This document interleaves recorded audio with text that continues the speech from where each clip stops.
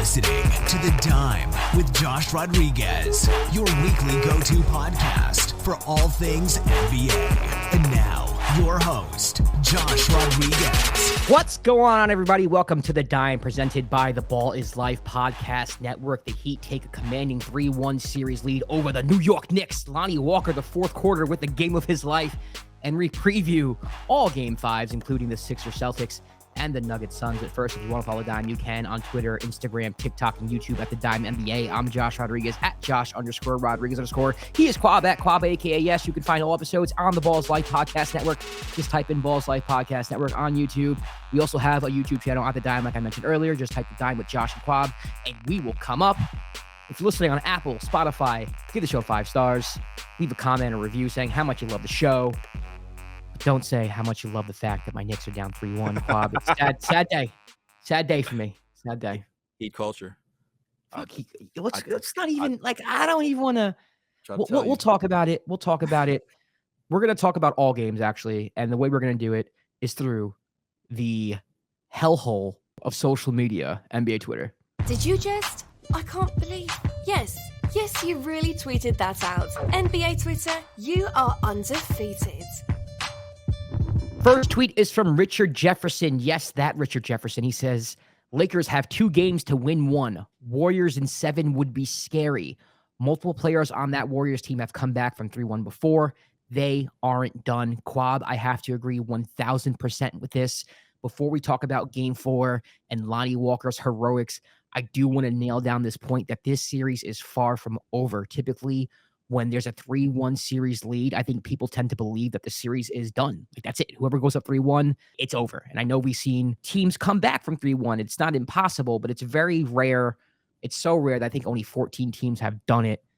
I'm not saying the Warriors are going to do it, but what I am saying is that if you are celebrating a 3-1 lead as a Laker fan, if you're looking at the series as a spectator and thinking, okay, the Lakers are going to the Western Conference Finals, I wouldn't count on it just yet. Kwab, what do you think?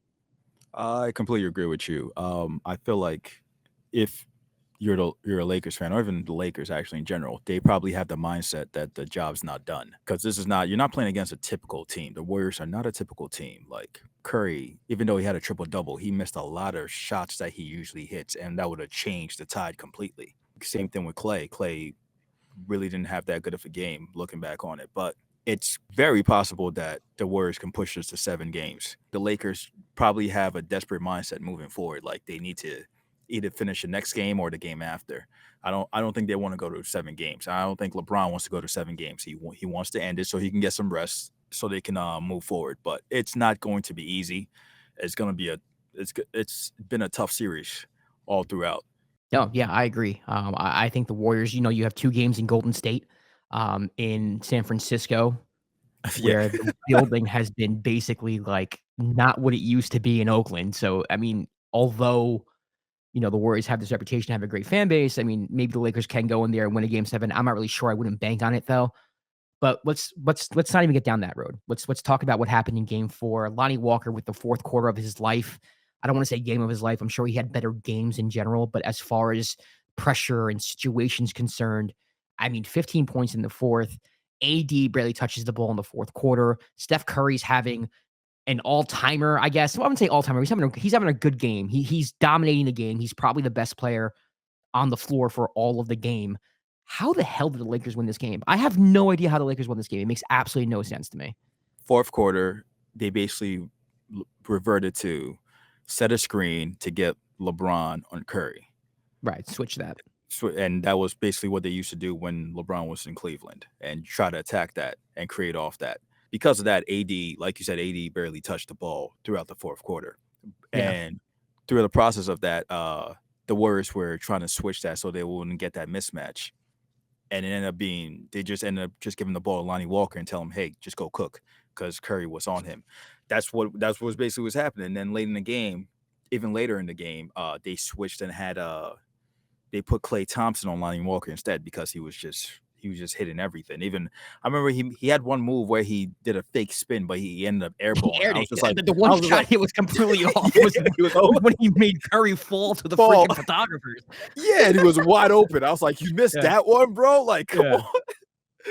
So I'm really happy. I'm actually like really happy for Lonnie Walker just because knowing his personal story and Yeah. when he was in Miami, knowing like one of the San Antonio. no Miami college. About when he college. was when he was in Yeah.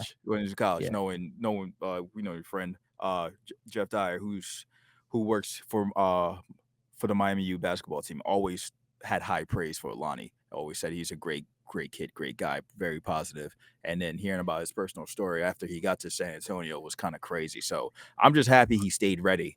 And we've seen before, even during the Grizzlies series, LeBron, AD, they don't mind somebody else stepping up and going to work. Like Yeah, LeBron's playing a lot of off ball, man. It's like he's it's like, weird to go. see. Yeah. He's like, yo, just go. I mean, they had the same thing with Austin Reeves, where it was like Austin Reeves' work during the Grizzlies series, and Right.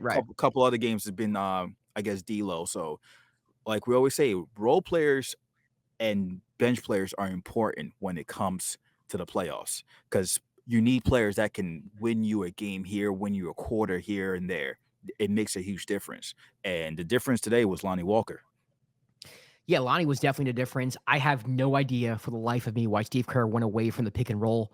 I understand, your offense is predicated on off-ball movement with Steph Curry. You run a lot of split action, but the Lakers have shown you in this whole series, they pretty much sniffed it out for the most part. I mean, it's going to work here and there, obviously, because it is your offense and you do have the personnel to have it work. But there was just they couldn't stop the pick and roll. Why are you going away from it? Every time the Lakers went up, Steve Kerr would go away from the pick and roll, and I'm into my group chat fighting for my life because my boy Darnell hates Steve Kerr, bro. Hates Steve Kerr. And I'm like, dude, this man's won 4 championships. You got to give him some credit for, actually making this team a dynasty. I understand he has the personnel to do so, but I mean, implementing his offense, his split action, and the way they play, Steve Kerr has a lot to do with the reason why the Warriors have 4 championships. But I have to say, man, like, I've never seen a team with such horrible shot selection sometimes, bro. Oh. Sometimes it's like, when I knew the Warriors were going to lose this game, and it was late, so it's not like I knew like in the second quarter. It was like with a minute and a half left. They were down by 1, and Klay Thompson took like a fadeaway three. That long three he contested. Oh my god! With like 15 on the shot clock, and it's like, dude, what are you doing? And to Darnell's point, this is Darnell, the Steve Kerr hater. It's like you shouldn't allow that. You should have your team disciplined enough where they know they can't take that type of shot. Next possession, Curry layup cuts the lead to 1. I mean, even Curry's last 2 shots, I mean, he had a one-legged step back contested mid-range, missed it. They got the offensive rebound, and instead of taking 80 to the hole, instead of calling, I don't know if you want to call for a pick there because you have 80 on you. Maybe you think it's a mismatch, but why are you taking a step back 30-footer, bro? I understand you're Steph Curry. I get it. But it's a horrible shot. It's a terrible, terrible, terrible shot. Get in the lane, score the basketball. Get in the lane, make something happen. I just think for a team that has won so much, for a team that is so accoladed, their shot selection sometimes drives me crazy. And I think, they're obviously not at their peak what they used to be. They're still great. They're still a really good team. But with that diminishing talent and that diminishing stature comes like, all right, you're not going to hit these shots like you used to. You're not going to get away with this like you used to. And that's what I think we're starting to see with the Warriors, where it's like, okay, like that stuff would have worked back in 2016, 2015. We're now in 2023. Like, y'all can't be playing like that no more. It's crazy. It's like they're on cocaine. I said this before. I say Jordan Poole plays like he's on cocaine. Sometimes it's like the Warriors play like they're on cocaine. It's crazy to watch. I say the pushback I would have with like Kerr is that because of those ridiculous terrible shots that he's seen him hit them. He's seen them hit those shots. So he has there. That's why there's no like reeling them back in and being like, yo, what are you doing? Because we've seen Steph hit those ridiculous shots. We see Klay. I completely understand. I understand. I'm not saying you're okay. I'm not saying I think they're terrible shots. Some of the shot selection, I'm like, yo, what are you doing? Why would you take that? But from their perspective, is what they've been used to how many years this dynasty has been going on. So there's a level of comfort when they see somebody take that shot, they're just there like, okay, he just missed. That's how I feel like maybe that's why there's no like pushback or no reeling. Certain players do get pushback. Like Jordan Poole didn't play in the second half because he's been playing terrible and taking like he got in the game was taking terrible shots and he got subbed out. Yeah. The other thing I'll say is I don't know why Gary Payton II didn't play a lot. I guess in Great the start fourth to the and third. second. Great start to the third quarter. And in the fourth quarter, he just wasn't in, which Yeah. I was shocked about because he made a couple of timely buckets, but the one thing he's great at is defense. Right. And they should have had him in there, maybe switching on Lonnie to stop the fourth quarter score that Lonnie was or something. But Yeah. I was surprised. Gary Payton wasn't in there. It was a weird game. It was weird. The Warriors were the better team all game. game. Steph Curry was the best player on the court. It doesn't feel like the Lakers should have won that game. And in a 7-game series, in a series that's going to be this close, you steal a game like that, you steal a series. And I'm not saying the series is over. I mean, we led with the Richard Jefferson tweet. Obviously, I think that the series is still could go 7. I'll be honest, I don't know anymore. Like my second round predictions have been like so trash that I'm just at this point, I'm just kind of on cruise control, just watching to see what happens. But like this single-handedly could have won in the series easily. If the Warriors win this game, it's 2-2. You head back to Golden State. You head back to San Francisco in a game where I would think the Warriors would be, I won't say heavily favored, but favored to win. And then it's 3-2 Warriors, and the Warriors have 2 chances to close you out. Once in Los Angeles, doesn't work, we'll back home. They stole a game they had no business winning. AD was non-existent in the fourth quarter, not because he was bad. It just they didn't pass in the ball. They didn't let him touch the ball. Yeah, LeBron would do a pick and roll, get Steph on him, and I love LeBron, bro. But for the life of me, it's so weird to see him struggle to score the basketball on Steph Curry. Like, is he healthy? Like that's been my main question. Like to me, it was like he's healthy enough to play 43 minutes. Good call, but like there's no pop, there's no explosion. Yes, I know he's old, but like I'm watching him like trying to post up Curry and barely getting any elevation off the ground, barely elevation, barely finishing in the lane. Like I mean, and there were points in this game too where LeBron was just lazy on defense. I mean, there was one point where he turned the ball over twice, and the Warriors went on like a 9-0 run. He finished not closing out on 3-point shooters. Like he finished 10 of 25 for 27 points. He had 9 rebounds, 6 assists. So the stats are there, but I mean, there were points in the game where I was like, yo, LeBron's killing him right now. And it's almost like he was trying to pick spots to rest, and when he picked those spots, the Warriors just killed him. I don't know how the Lakers won this game, outside the fact that Lonnie Walker had an incredible fourth, and then the Warriors went away from something that was working. The shot selection was awful. They were careless with the basketball, even little things, right? So you lose by 3 and whatnot, but when Dante DiVincenzo was inbounding the basketball at one time and Schroeder stole the ball from an inbounds pass, like after a made basket, they scored 4 points in like three seconds. It's like that happens way too often with the Warriors, and they're not good enough anymore to overcome those type of mistakes, to overcome that shot selection. They are a team that can win the championship. They are the defending champions for a reason, but they're no longer that dynasty. They're no longer that untouchable dynasty that can beat any team you put in front of them. They can't afford to have these mistakes. And to Darnell, the hater, I'm going to call him Darnell the hater. To Darnell the hater's point, that's a little bit on Kerr, where it's like you got to be able to cut down on that. That is a sign of a coach not having control of his team and not them being disciplined. There were so many mistakes, like so many stupid mistakes on both sides. Like there's like head scratching like mistakes. There was one play, there was actually 2 plays where like Dennis Schroeder was basically gave the ball to the Warriors a couple of times, or like the behind the back pass they had. What are you doing? There was so many times. I was like, so many times this game, I was yelling out, "What are you doing?" And I was on both sides. Is this a case of the road Warriors? Are they back now? The Ward Warriors. I don't know, man. Is that I don't the want to case? sit here and say it's like, oh, they lost because it's on the road. Like, to me, it's this is going to sound like I'm discrediting the Lakers. Take it how you want to take it. I think it's an anomaly in the fact that Lonnie Walker had such an incredible fourth quarter. Again, if you're going to tell me that AD doesn't touch the basketball, LeBron plays the way he played in the fourth, Steph Curry has the floor game that he had. You know, he shoot well from 3, but he had the game that he had. And they went into the fourth with the lead. Bro, like D'Angelo Russell wasn't even on the court in the fourth quarter. He was 1 for 10. That's crazy. Like Rory Hachimura, they've gotten contributions from him all playoffs. 0 for 1. He took 1 shot all game. 1 shot, yeah. Like LeBron, decent game. And like I said, Anthony Davis, he didn't play bad. He played well. He was 10 for 16, 26 points. But in the fourth quarter, they didn't even go to him. They They didn't go to him. It was Yeah. basically Lonnie Walker or LeBron. Austin Reeves. And Austin Reeves. Austin Reeves, 21 points. So, like, I just cannot believe they won that game. Wiggins has to shoot better. I understand that. Clay was off as well, so maybe that's what it was. But they got good minutes from Moody. They got good minutes from Gary Payton. It's a head scratcher for me, but at the end of the day, Lakers lead 3-1. Going into Golden State, Game 5, Kwab, what do you think is going to happen there? The obvious, easy answer is to say the Warriors win, right? Like that should be the thing, right? Yeah. I don't know. Lakers gonna win the game. just the non-obvious. Just not the. Do I believe it? Lakers gonna win. Lakers gonna win because I don't want that dog that's been on Twitter, that video. I don't want that dog to be right. That's been predicting all the games. So Lakers gonna win. Fuck that dog. Well, I think that dog is going to be correct. I think the Warriors win Game 5. I think they win it pretty handily. I don't think it means anything in the series. Like, I can totally see the Warriors going like 15 and late in the third and fourth, and then Darvin Ham's like, all right, AD, LeBron, you rest. We're going to get you ready for Game 6 and just try to take it home there.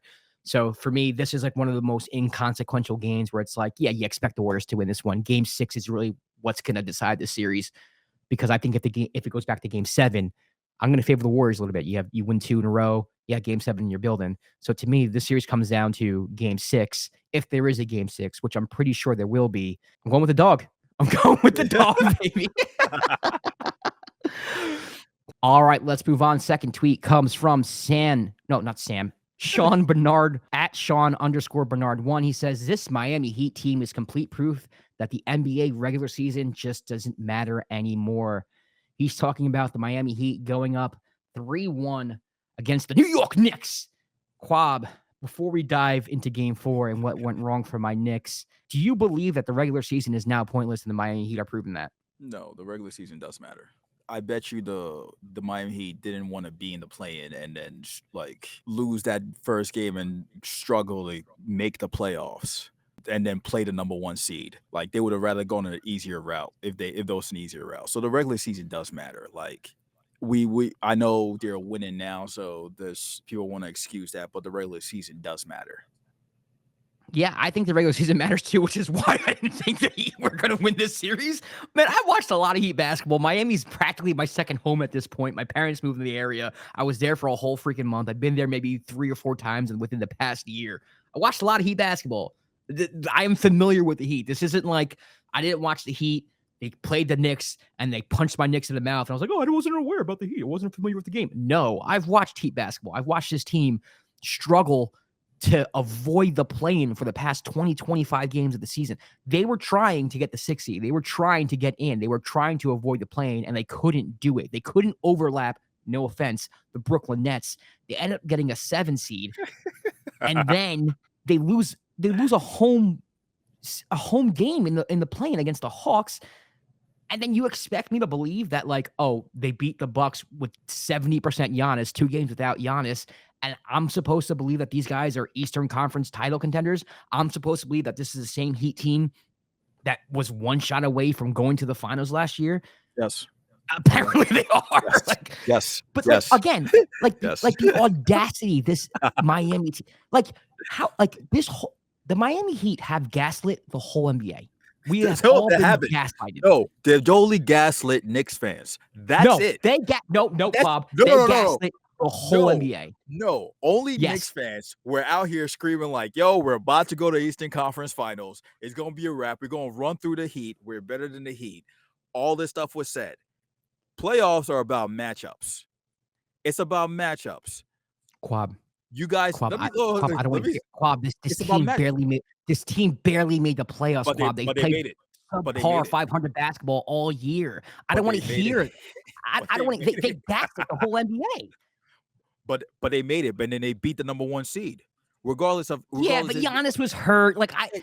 Fine, but okay, I'll say this: Giannis was hurt. We talked about this. Giannis was hurt. But even with Giannis hurt, did you think they were gonna beat the Bucks? No, but I can still come up with a scenario in my head. It's like, well, Giannis is hurt. Yeah, they probably could. And then even the games they won, they were down 16, 18 points in both of the games and needed heroic performances by Jimmy Butler. It wasn't like they dominated the Bucks. They were getting dominated for 80%, 90% of those games that they won. All that matters. So for me, I can understand. I could understand if they won 4-1 and each of the games that they won was more like game one that they won, where it's like, wow, they're up like 12, like how it's been with the Knicks, where it's like they're in control whole game and they win. That's not the case against the Bucks. Against the Bucks, they were down big in 2 of the games and came back because the Bucks collapsed. Max Strus is going crazy. Gabe Vincent is playing okay. Kevin Love he's Kevin Love. Haywood High. What is this? Caleb Martin. God name. Caleb Martin just has the dunk of the NBA playoffs right now. Like, what am I watching? Where was this team? They were ass from 3-point range the whole season, and now they're the best shooting team in the playoffs. That's gaslighting, Kwab. That's gaslighting. First of all, that is gaslighting. They were a horrible shooting team. Kyle Lowry couldn't even freaking run down the court all season. Now he's hitting 30-footers with the shot clock running down. That ain't nothing but net. He's healthier. Look, and also Tyler Hero's out. They don't even have Tyler Hero right now. And that's one of the Tyler Hero and Victor Oladipo are both out. Those were gaslit. We were gaslit. It's a different team. It's a different team, and you guys, it's a bad matchup. When it comes down to it, it's a bad matchup. The Knicks won 3 out of 4 games in the regular season. That was the regular season, and it was a different team. So the regular season doesn't matter anymore. No, it's a different team. It was a different team. It's a different team. When it comes down to it, it was a different team.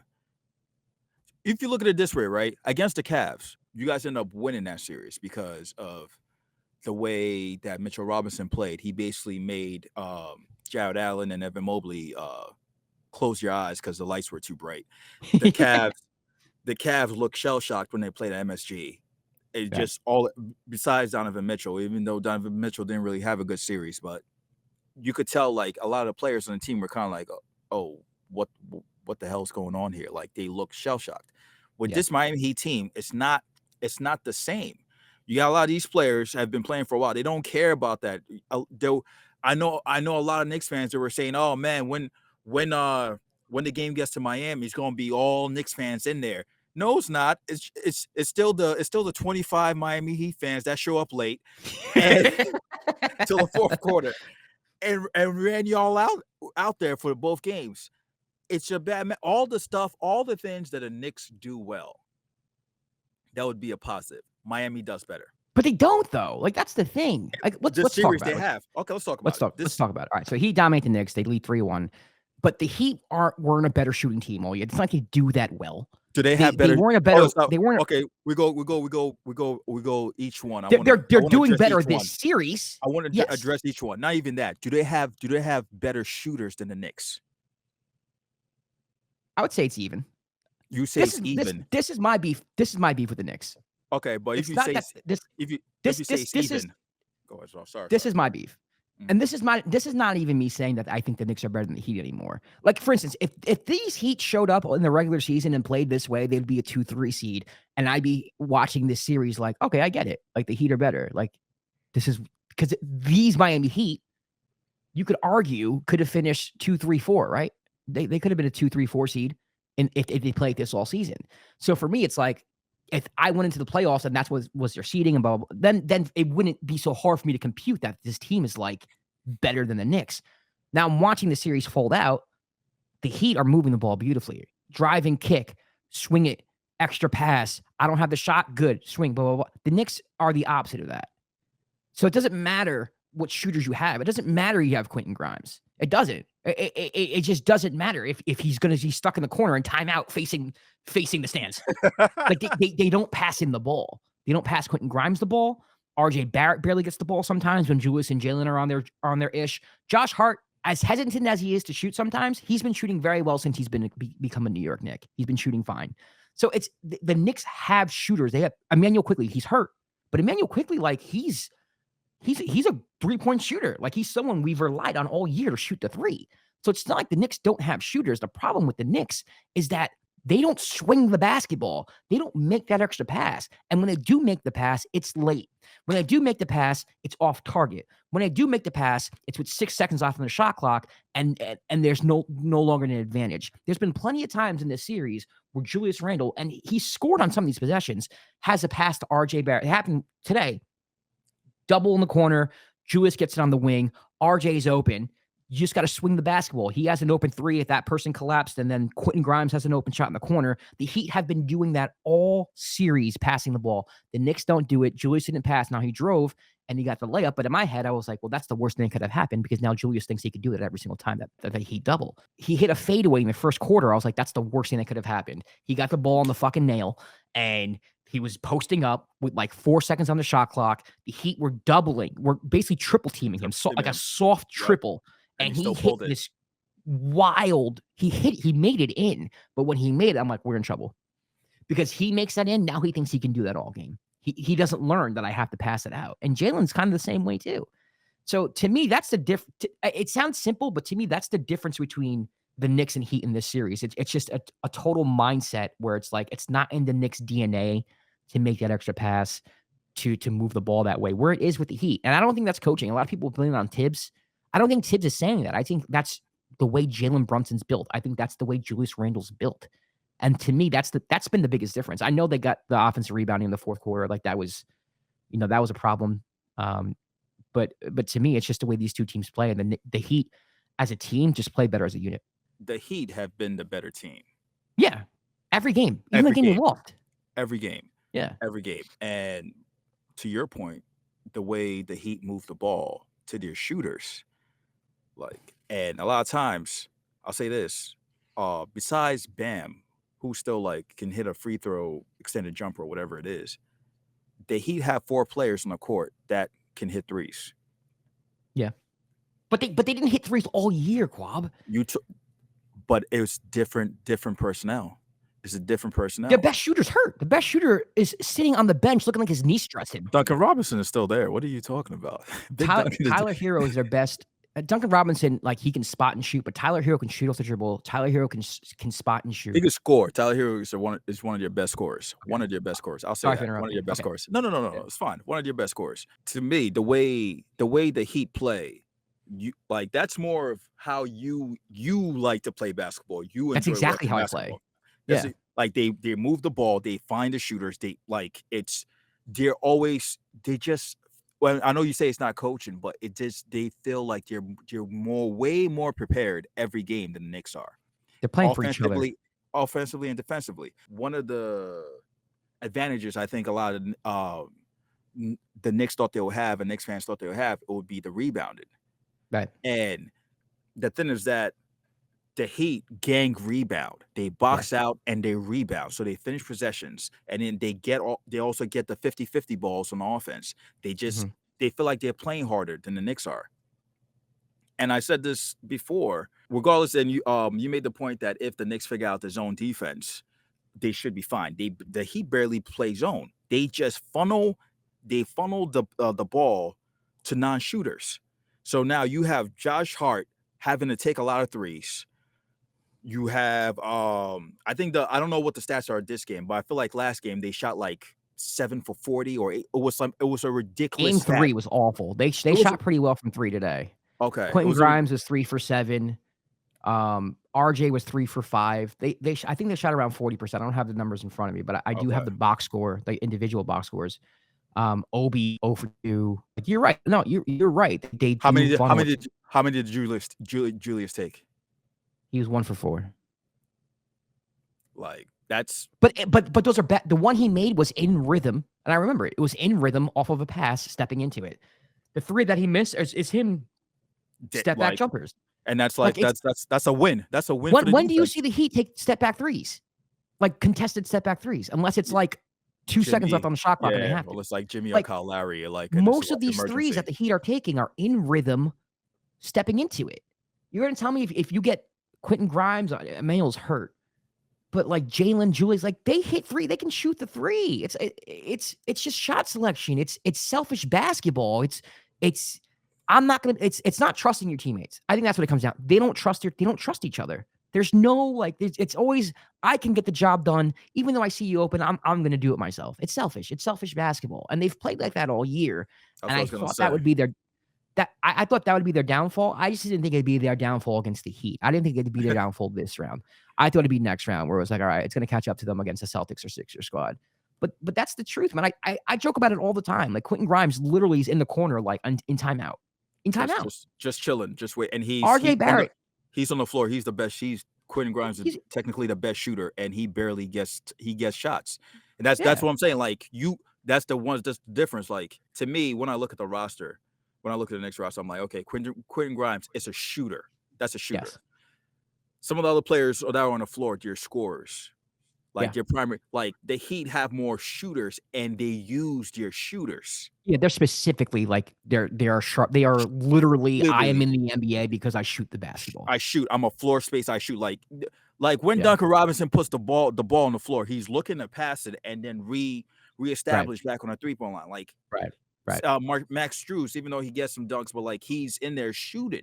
You have shooters, Gabe Vincent, like. And I know it's frustrating because you are a Knicks fan and this is close to home for you, but it's just the Heat have been the better team. And no, they have been. And it's like going into it, I know Party was like the Knicks should win this easily. And that's what you said. That's what a bunch of other Knicks fans I'm cool with. I said that not because I had this belief in the Knicks. I said that because I watched this Miami the Heat because you watched the Heat. I watched them all year. Like I'm very familiar with the Miami Heat. Like I know how bad they shoot. I know. Like I've watched them. I've been worried about them because the Knicks, the Nets, and the Heat. And I'm sure you were too. We're jostling for position. So like I have league pass. I'm watching the Heat to see what they're doing, and I was not impressed with them at all this year. Like, and all of a sudden they're like this freaking super team. Now, if this is what they are, of course they're better than the Knicks. But going into the series, I have people on Twitter telling me, "Oh, you're stupid, man. How did you think that the Knicks had a shit?" It's like, have you fucking watched this? Have you watched basketball all year? I think the thing like, was don't tell me I'm dumb for thinking that the Knicks were going to beat the Heat. The Heat could barely get out of their own way all year. I think watching my mind changed when I watched them against the Bucks, and it wasn't even like. And you've made this point countless of times. They were down a bunch of games against the Bucks, and they pulled it out. For a collapse to happen. Yeah, a team has to play well the right way, and it was to me. I was like, when I'm watching them play, it was seeing Jimmy Butler talk trash to Drew Holiday while they were down. I was like, bro, yo, that's psychotic. Different. That's psychotic. That's psychotics. And like our mutual friend Zach was at the game, and he was frustrated. Zach. He was frustrated the whole time. He texted me after the game. He said he was walking home from the arena to cool off. So. I hope Zach. I hope you're home now. I hope you got home. I'm not trying to dox Zach, but it's a straight walk down Biscayne, and then he makes it right. He's fine. Yeah, he's fine. But I just hope I hope you're home now, bro. Like that's all. Yeah, like, Zach, are you okay? I was texting Zach throughout the whole game, and I feel bad because we were talking about going together, and I was contemplating it, but the tickets were like $400 to $500, and my ankle swelled up. I'm on crutches still, kind of, so I'm like, I can't go to Miami. And I'm glad I didn't. I'm glad I saved the money and didn't go to that game. And just to piggyback off what you were saying, you said that your mind changed with the Heat watching the Bucks. My mind changed after game 3. Because game 3, I thought the Knicks were going to win. I'm not going to lie. I'm like, all right, the Knicks, they've done this all year where it's kind of like they go through like these stretches where they lose like 3 or 4 games in a row. Anybody, if you even care to, go on your phone or go on like an app or whatever and just look at the Knicks schedule and you'll see Knicks win 7 in a row. Knicks lose 4 in a row. Knicks win 5 in a row. Yeah. Knicks lose 3. They don't go back and forth. They're like very streaky. So to me, I was like, this is what they are. I think they'll respond in game 3, and I think they're the better team. But once game 3 happened, my mind changed after game 3. We didn't have a podcast after game 3, so I couldn't say it. But after game 3, I was like, all right, this is how the series is going to go. I mean, honestly, I don't even think the Knicks are going to win game 5. I was super definite after I think we did a show after game 2. I was like, the way the Heat looked, without Jimmy Butler, I was like, they just look like the better team to me. They did, but to me, that's like role players playing over their head, man. Like the Sixers won 1 without Joel Embiid in Boston. Like that happens. Like, so for me, I just chalked it up to that. You know, obviously you were right, and obviously you saw it before I did. But to me, it was like, it wasn't so much that I was in denial because I thought the Knicks were good. I was in denial because I watched Miami all year. Like I've watched this Heat team. I know. They look like a completely different team. It's insane. They look like a completely different team. In your mind, do you think there's any way the Knicks come back? No. Not to give you like I was about to say not to give you false. So you're like, no. Cut it off right away. Because here's the thing, right? I think the Warriors have a chance, right? We have 2 series right now, 3-1. And the reason why I say no to the Knicks and yes to I say yes to the Warriors because my head immediately when you ask me about the Warriors, I go, okay, well, I know they're going to win game 5. They just have to win game 6. And if they win game 6, they'll win game 7. When you ask me about the Heat and Knicks, I go, I don't even know if the Knicks are going to win game 5. I don't think they're going to win game 5. And if they do win game 5, they're not winning game. Like like the mental hurdle I have to go to convince myself they win. I think this series is obviously no series is over until it's over. And I just mentioned the Knicks being streaky. So maybe, who knows? But the way it's looking, man, it's just not in their DNA to all of a sudden overnight become this team that moves the basketball and makes the right play. And the Heat are just too disciplined to let that fly. It's not the Knicks are moving the ball and missing shots. The Knicks are not moving the basketball. And they shot better today and they still lost. You said the last episode, you said Tibbs needs to stop being stubborn when it comes to the defensive principles. And not to harp on that, at halftime, the interview when I forget who did an interview, they talked to Tibbs, and he said that Tibbs said that they need to pack the paint to prevent Bam from scoring. And at that moment, I was like, I hope that was just like a joke, bro, because that's insaneness. And I was like, you're the first person I thought of when I heard that. I'm like, yo, this is crazy. This is insane. It's insanity. Jimmy Butler had a great game. He's 9 for 17 and 27 points. Quentin Grimes is guarding Jimmy Butler. Quentin Grimes has Jimmy Butler in front of him.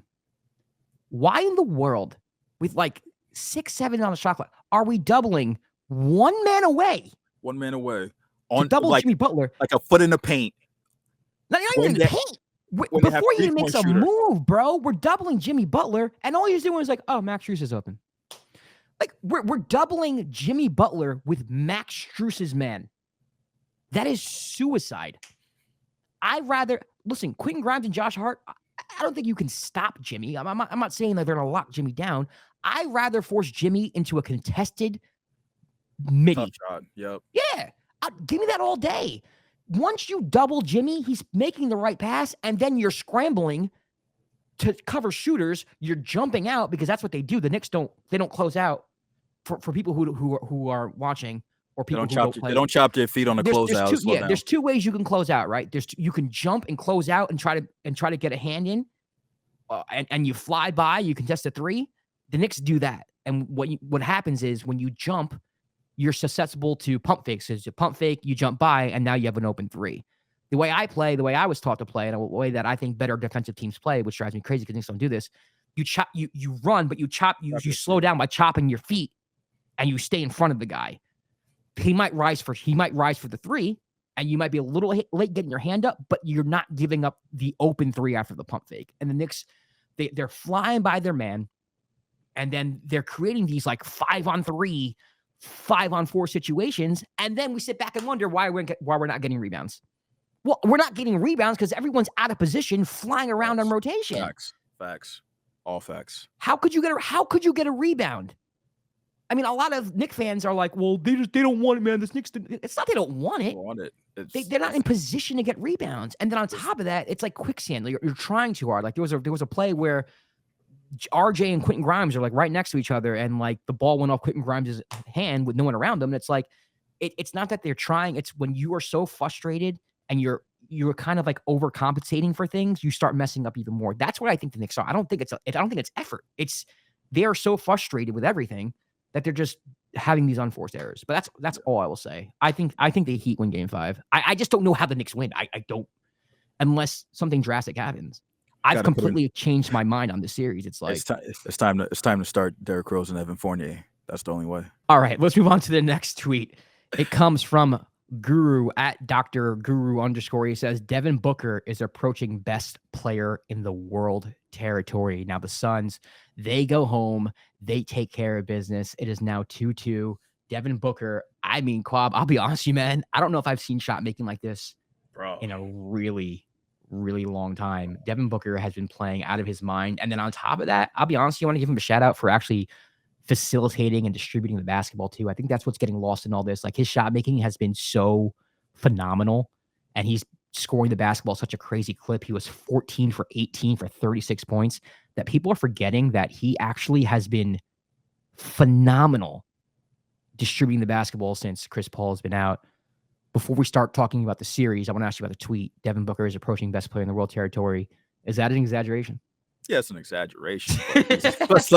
Let's relax. But he's been playing out of his mind, like Yeah. these playoffs, and it does help having KD there, so you're not getting doubled. Even actually, I'm not even say that because he was hitting shots over double teams, so it didn't matter. Like the shot making this series has been ridiculous, Insane on both sides. on both sides. And you know Yeah. what's even more crazy is that the fact that Jamal Murray has been kind of become an afterthought. Like even though he's been playing crazy too. He had a bad game too. He had a bad game too. But it's just like after the way he played game one, you were all talking about like Jamal Murray. But now it's just like, yo, Devin Booker, and the incident that happened with Jokic and the owner of the team, kind of overshadowed like such a great game because Jokic was playing out of his mind. Some of the shots Jokic was also hitting was ridiculous, ridiculous. Yeah. But back to one of the points you made last episode when we're talking about adjustments, when you said that Monty is gonna have to play some of these role players and some of these shooters and give them a chance, and Game 3, it was TJ Warren who came up big and hit some timely shots. Yeah, and Terrence Ross and Landry Shamet came up big in Game 4. Like you said, like some of these other players are gonna have to step up and hit shots. And it was crazy to see that the Suns more leaned into we're gonna have shooters over they're gonna have the defensive players like Torrey Craig, right? And Josh Okogie on the floor, and they weren't the shooters, and they hit big timely shots. That was kind of overlooked because of how crazy Devin Booker has been playing, and KD's KD, right? And Jokic was like, Jokic played one of his best games I've seen in a while, and he was unbelievable, bro. Yeah, it was ridiculous. That was one of the most well played games I've ever seen, like in general. Like the shot making was incredible. Jokic, 53 points, 20 of 30 shooting, and 11 assists. How do you have 53 points and 11 assists? And 11 assists. Like that's crazy. And they weren't like the thing about him, like they weren't normal shots, but that goes for both of them. Both sides were hitting like video game shots. I was like, yo, what? It was ridiculous. There were so many times I was like, that's a terrible swish. Like, why would you shoot that swish? Did he just get swish? Like, that's crazy. It was a crazy game. Yeah, it was a crazy game. Monty made the adjustments, putting Terrence Ross and TJ Warren, like we said. That we said that in the previous episode. So shout out to us. Yes. Thanks for listening, Monty. Yeah, even though Monty. he didn't do the put Jokic in pick and roll, what I suggested all game, he did make some adjustments. Going into Game 5, man, I guess the question is, can the Suns keep this up? And by Suns, I mean Durant and Booker really, hitting these mid-range shots. I mean, a lot of their stuff is against analytics. I mean, these aren't shots that the normal team is taking now. You usually it's 3 in layups, a lot of pull-up jumpers, but they're hitting them at an insane clip. To me, that's the story of the series. Like, are they going to continue to make those jumpers? Are they going to continue to get whatever they want on the offensive end? How do you see this going in Game 5? Because I'm having a hard time reading this. I'm leaning that the Nuggets go back in Game 5, make some adjustments, and probably win by like 6 or 8 points in Game 5. I think, I'm kind of leaning the same way. I feel like Coach Malone kind of made a point that they didn't take anything away from the Suns. Nothing, like the Suns got whatever they wanted. It felt like both games in Phoenix. Game 1, there was better defensive focus, it felt like. But part of it had to do with Chris Paul being on the floor because it allowed them to play Jokic in like a lower drop and kind of shade in terms of the mid-range. With Booker running it, like you can't do that. And he's been going crazy this whole series. So I feel like if the Nuggets can make some tweaks defensively, and also they need other players to step up, like Aaron Gordon needs to be more solid. Michael Porter Jr. needs to have a better game for them to have a chance. Like he was bad in Game 4. Yeah, like how effective Landry Shamet was is what they need from like Michael Porter Jr. How like you need the role players to step up. Not, and I'm calling he's a role player because Jokic is a star on the team, but you need the other players to step up and hit shots in order for the floor to open up and to diversify the offense. Right. And late in the game, it just felt like it was like Jokic, save us. and then they went to Jamal Murray, and he wasn't that effective moving forward. So for them to have a chance, that needs to happen. I feel like they should win that game. They should beat the Suns with some adjustments, and also like the high altitude. There was Yeah, I mean, I'm with you on that. I think the Nuggets win this game. I think the Suns benefited from Landry Shamet having a game that he hasn't had in a while. When he first burst onto the scene, like he was kind of doing that regularly. Like he was kind of a hot commodity. Yeah, he was. When he first came onto the scene, he was with the Sixers. Me and shout out again, go back to the homie Zach. Me and Zach have a list of players that we we have a list of players that they're known to supposed to be one thing and they're not. So Landry Shamet is always supposed to be that 3-and-D player. He was for like a year. For like a half a season. Half a year. Oh yeah, all right. But that's my point is like yeah.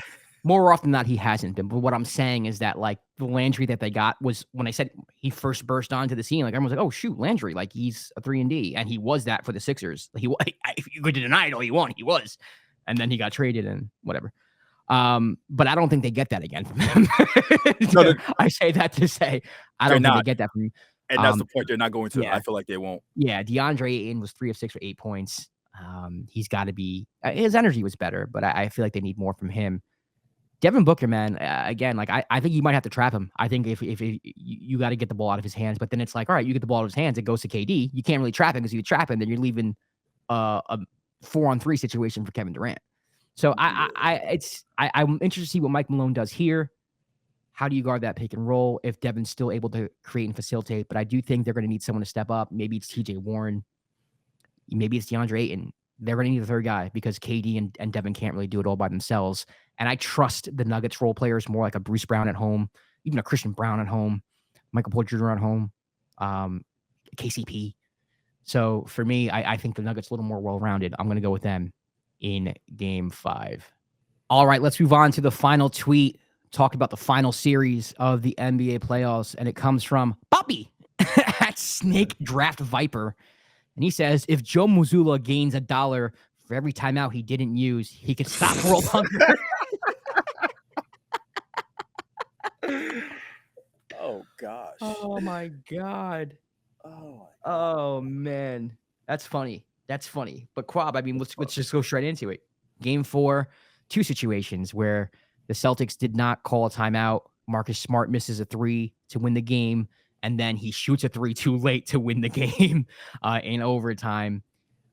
Are you blaming Joe Mazzulla just for those 2 specific possessions? I don't want to say, are we blaming Joe Mazzulla for the Celtics losing overall, but just for those 2 specific possessions? It's just like the last possession of the overtime. Yeah. They started so late. It was like 5 seconds before 6 seconds. Why? Yeah. Why? I don't know. What? I don't know. The thing about the Celtics and even the Sixers, like they can be so dominant at times where when you're like, okay, that's a possible championship team. For like a quarter, you're looking at them, the way they move the ball, score, and this is both teams. And then there'll be like 5-minute stretches. You're like, why are you in the NBA? Like, how did you get here? How did you get this far? Like, this makes no sense. Like, what is happening right now? It's hard to trust him. Dog, okay. For a player with the last name Smart, he does some of the dumbest things I've ever seen. There was like a play where he took like a step back 3 at like a contestant. I was like, yo, why are you doing this? You don't need this shot. But for some reason, Marcus Smart, and I don't know, I can't back this up with stats. I can't back this up with like analytics. I can't. For some reason, Marcus Smart is one of the most clutch non-shooters I've ever seen. It makes no damn sense. But I don't want him having the ball late in the game because I'm like, yo, please don't take that shot. And he has but he's one of the most clutch late game shoot. I don't know why. But at some point, as a coach, if you see like nothing is happening, use your timeout Yeah. Run a play. I understand not calling the timeout because you don't want the better defensive players coming on the floor and maybe like messing up what you have. But at the same time, you have Jaylen Brown and Jason Tatum as your stars. There isn't a lot of defenses that should be able to stop them if you put them in the right position. It doesn't matter. But then you have them out there trying to figure out a play as the clock is ticking down right after they made a stupid mistake where all they didn't, you're up 2. The last thing you want to do is give up a 3. Right. The double was stupid. That's on Jaylen. Like, and then Jalen's comments afterwards said maybe he should be demanding the ball. He was, 10 for 16. He had it going. 23 points. Jason Tatum, 9 of 20 for 24 points. Marcus Smart was 6 of 15, 21 points. Danilo Gallinari, 0 for 0 points. So, Blake Griffin. You know I'm going to mention I'm going to mention Danilo for the rest of the time. That's how the rooster. The rooster. But my point is, I don't know what's about Jaylen demanding the ball. I just think it's about your point guard Marcus Smart having to have control of the offense in a time where you need a point guard the most. But the problem is that you're not having Marcus Smart with the ball. It's Jason Tatum, who's not really a point guard, and now he's running offense.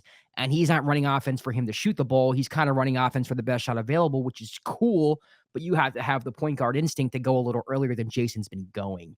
So that's where I think the Celtics they lose me a little bit, where it's like, I actually don't mind Marcus Smart. I do think he does some dumb stuff sometimes, but I think he's definitely an overall net positive for any team. Oh, yeah. Facts. But he's not a real point guard to me. And I think that rears its ugly head in the clutch sometimes with the Celtics, where it's like, we don't have someone who can just like stabilize us and get us organized when we need to and run actual offense when we need to. It's kind of just like a free-for-all, which you can't really do against good defensive teams. And the Sixers have been inconsistent all series and all season, really, with defense. They can be a good defensive team. But yeah, back to what I was saying, it's more just they don't have that stabilized. Like, to me, I would rather have Malcolm Brogdon there. To me, he's the one player who you could probably go in the clutch or have him handle the basketball in late game situations, because he wants to shoot. He also wants to shoot, but he's also kind of he's more stabilizing to me than Marcus Smart. I can't believe I'm saying that. I think I'd rather have Marcus Smart. Yeah, all right. Yeah, I don't. But I was watching the game. I was just like, yo, what are y'all doing? Yeah. Like, what are y'all like? It was just too many times. Like, what are y'all? And that's both sides. Props to Harden finding his game. Let's talk about that. Yeah, like props to him waking up after he played an amazing game 1. Then he was like, "See, I told you. I'll see you guys in 6 to 7 business days. I'll see you guys later." Like, it was kind of crazy. I think game 3, where people were saying like he was looking like Ben Simmons out there, which I was cracking up about, because he'd get to the rim and pass it off, and yeah, he was very passive. Yeah, which I'm like, dog, you're still James Harden. You might not be as explosive, regardless. Like, you might not be the same player you were in Houston, but you're still a bucket. Like, look at the hoop, hoop, and it made a difference in game 4. How has Tyrese Maxey been playing, in your opinion? He's inconsistent. Yeah.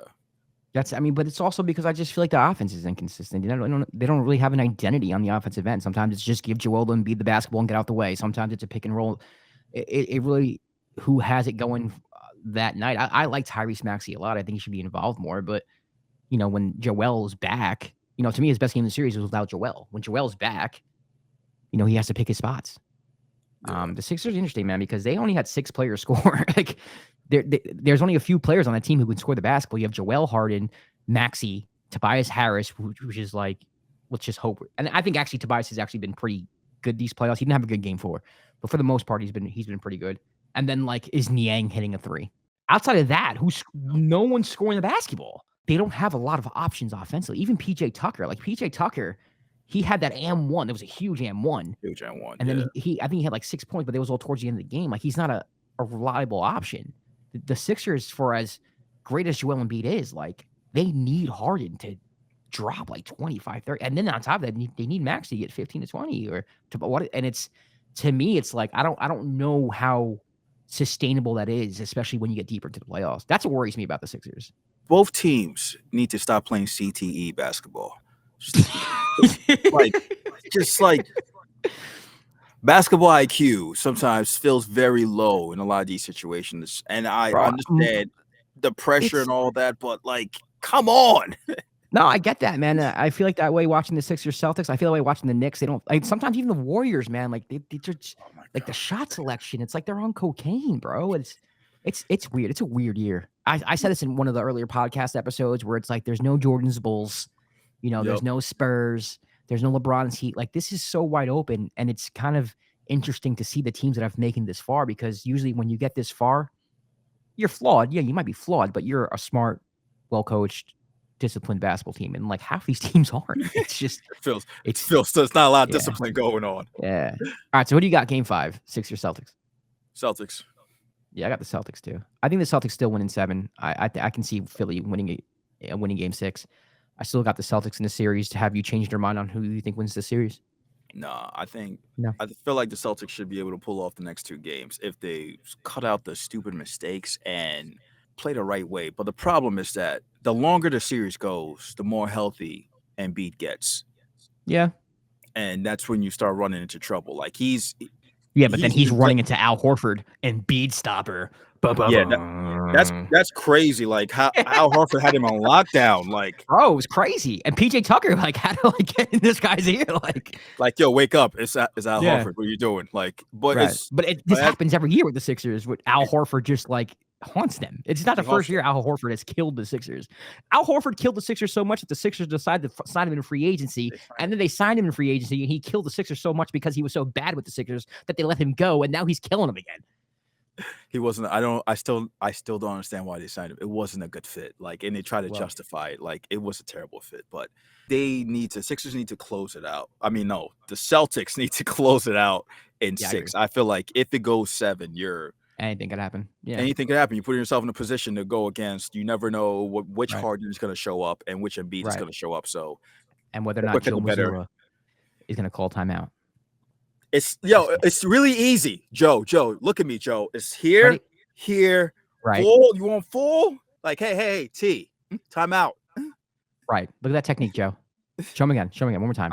I can both. You see how his hands are making a T. The T stands for timeout. Oh, you can do both ways. Okay. I can do both. Yeah. Okay. I'm ambidextrous. So Joe, I hope you're watching. Full. Yep. There you go. And then also when you call timeout, you have to draw up a play. You can't just call timeout. Nah, I don't have. No, I'm not even taking it that far. Can you imagine timeout? And then like nothing happens in the huddle. Timeout. Just... He's like, catch your breath. Do whatever y'all were gonna do before. do it. Break. Good luck out there, guys. We prepared for this, right? Yeah, that's gonna do it for today's episode. We went a little long, but that's okay. Kwab, thanks for joining me, man. Yeah, I've accepted it. The Knicks are gonna be eliminated. I've accepted the Heat are a better team. It took me a while. Femi should be happy. He's been texting me. I love Femi to death. And yeah, I'm not embarrassed, by the way, for anyone who's like, you know what I hate the most before we end, where it's like people are going to get mad at me for like defending sports media here, but I'm going to defend like the Colin Cowards of the world, not because I work for the guy, but just in general, where it's like, these sports media personalities make these picks and they're wrong. We have to hold them responsible. It's like, hold people responsible. What are you talking about? People get stuff wrong all of the time.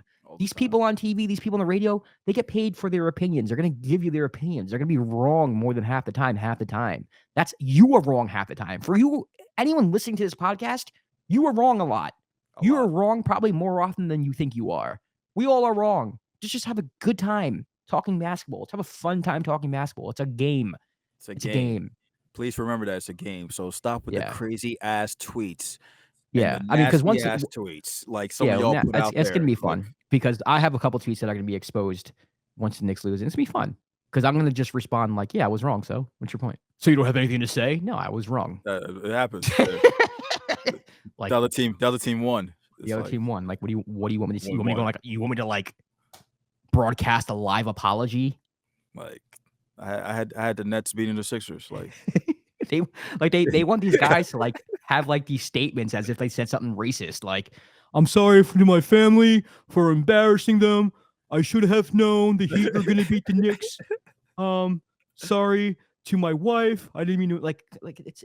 Hey, come on, man. It's Knicks tape. It's not over yet. You guys have to hold on. Bro, hope. it's over, bro. It's over. Hold on, hope, and then if the Knicks come back, I'm gonna get heat from Knicks Twitter like, you didn't believe that we could come back. You're not a real fan. You can't win. That's why I gotta hold on hope. You gotta hold out hope. Gotta hold on hope. All right, Kwab. Well, thanks for joining me. I gotta stop thanking you for joining me. Like this is your show equally as it's mine. But thanks for staying up later than I because you're on the East Coast. If you want to follow Dime, you can on Instagram, Twitter, TikTok, and YouTube at the Dime NBA. I'm Josh Rodriguez at Josh_Rodriguez_. He's Kwab at Kwab, aka yes. Next time we will be talking to you. The Knicks will be eliminated, and I will be sad. See you then. Peace.